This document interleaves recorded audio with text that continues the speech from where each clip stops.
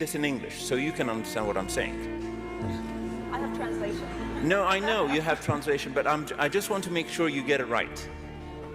Et d'ailleurs, tu noteras hein, qu'il a même insisté pour parler anglais, pour, selon moi, hein, pas que les propos soient déformés ou quoi que ce soit.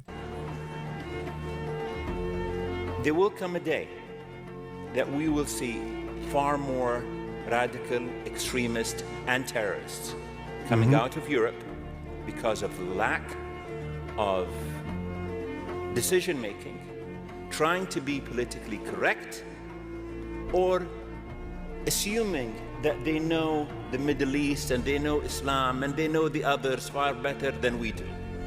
And I'm sorry, but that's pure ignorance.